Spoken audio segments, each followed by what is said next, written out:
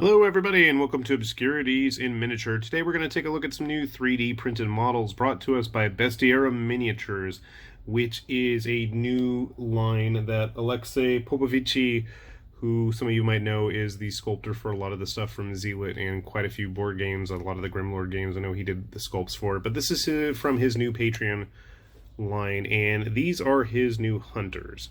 So I printed these guys out at the actual size, and I think the level of detail and work that went into these guys really deserves a bigger sized model. So I'm going to probably actually go back and print these guys up at like 54mm too, just to get the detail in there.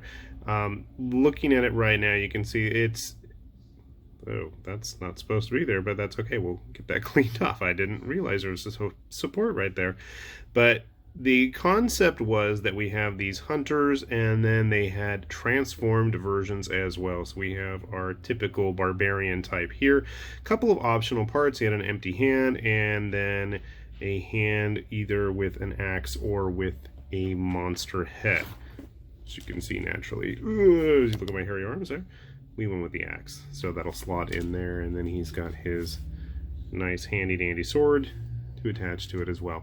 And it'll help when I get these guys primed and ready to go. So that's one of the hunters. The other was this interesting fellow right here, and it was a bit of a one-armed swordsman. Now, there was an option actually to print him with his arm there, but I thought, you know what, this is much more interesting. I'm not sure if the sleeve is supposed to be just chained to the back of his tunic there, or if there's actually an arm in there, or it's just air. I'm not 100% sure, but he's got a nice, interesting, tall, lanky look. Similar armor to the barbarian there, and he's going to have a big, huge, long sword that's going to go over his shoulder and should slot in there nicely and easily. At least it did earlier. Kind of like so. So he's going to be lugging it over his shoulder. Now, the cool thing is, we've got these guys, and they both had their kind of henshin transformation mode. So our barbarian is going to have a big hulked out raging version, and I'm kind of tempted to reprint this. You can see here his beard did not want to print out well. Otherwise, everything else seemed to have turned out okay. I'm learning that it's probably a better idea when you have pieces poking out like that to flip them over and print them that way. But then I thought, you know what, I gotta clean up the back too. His weapons are still to scale with each other, which I thought was a nice little touch. I wouldn't want to have them too out of proportion if I have a big, giant, hulked out version as well. So that's the barbarian.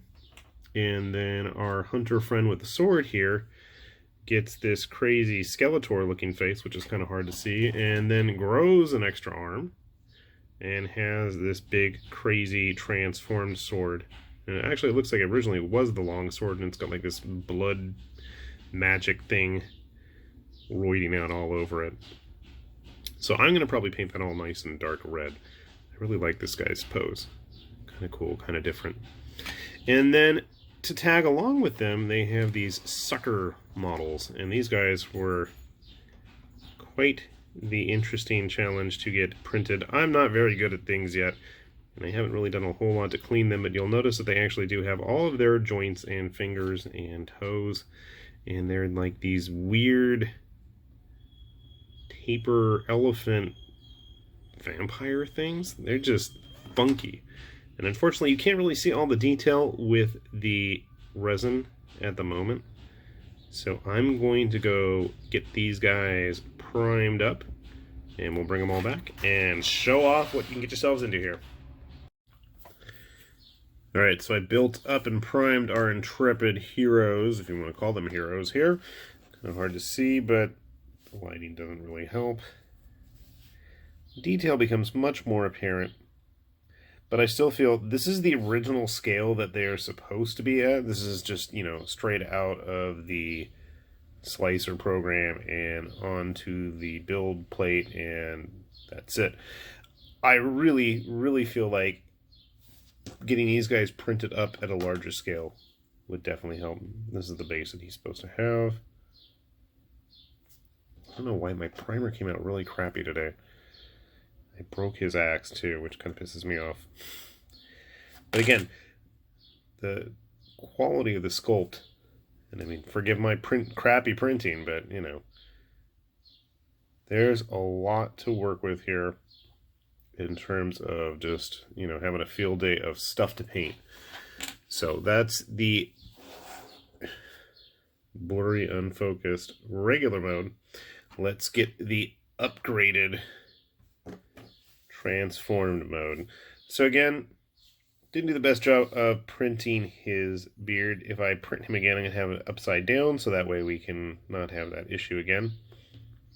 But the quality of the sculpt, and despite my poor job of trying to sand it down, the musculature and texture still comes through.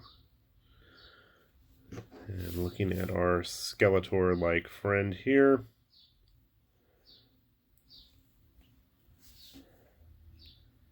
again, this is me.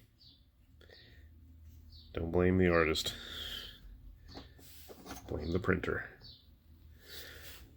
And then we have the base for the sucker guys were kind of weird. They were like these triangular shapes. I'm probably just going to go ahead and use whatever basic bases I have laying around. We'll grab some models here. And on a whim, just because I could, I went ahead and actually did print one at a larger scale. Whoa! At a larger scale. This is either 150 or 170. I think it was 150. And that's with the alternate head mode. But this version, I think you can really start to see a lot of that detail come through, like the detail and filigree on the sword, the links in the armor, all the various straps and rivets, the little marks on the medallion rune things there. It's just a lot more apparent. And again, if you're a better printer than I am, more power to you. It's going to come out even greater. Let's take a look at how they stack up with other models that we've got laying around here. So we'll set him to the side. This guy at that size, I think, is more along the lines of like a GW Ogre or something. In fact, I think if you had him on a regular size base, he'd fit in pretty well. Our bloodsucker friends here, I think they'd make just as fine of adversary in just about any kind of RPG tabletop game or skirmish of your choice. Let's get our heroes so we can see what they're up to.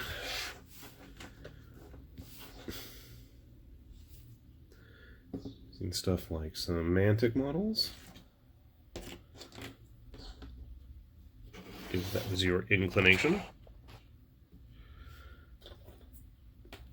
I think they'd fit in pretty well with Mantic. They have the more realistic proportions. Dude, I'm going to have to like glue you down here in a sec. I think they're going to be out of scale for stuff like Conquest, though, if you're going to use them in some kind of a mass battle game, like if you wanted to have them with North Stars stuff. Get a human and a dwarf, or like a Frostgrave model. I think they'd fit in really well at the scale that they were originally printed at. If you wanted to go bigger, obviously, I think they're going to fit in a lot better. When you start getting into Age of Sigmar stuff, then I think the need for them to be printed at a larger size is going to become much more apparent. The proportions are much more realistic than the typical heroic stuff that GW tends to put out. So with that said, you know, obviously I think you're going to want to print them a little bit bigger. The transformed versions you could probably get away with as is. They don't look too out of place. Again, with an Oathmark human, if I can get them on the screen there. You can see I think they're appropriately sized then. But that's one of the fun things about 3D printing. You could really just have them at whatever scale you wish. So I'm probably going to use this one printed up larger. It would be great at like 15 millimeter giant or something. If I can, there we go. Yeah, I mean, at that size, giant ogre really would work well. And it's not over adorned with skulls and the like, so, you know, it works perfectly. Fun models, definitely give them a look, and hopefully we'll see them back here soon with some paint on them. With that said, I will put a link down below in case you were curious to check it out, and hope you guys enjoyed. This has been High Lord Tamberlane with Obscurities and Miniatures. Said thanks for watching. We'll see you back here soon. Bye-bye.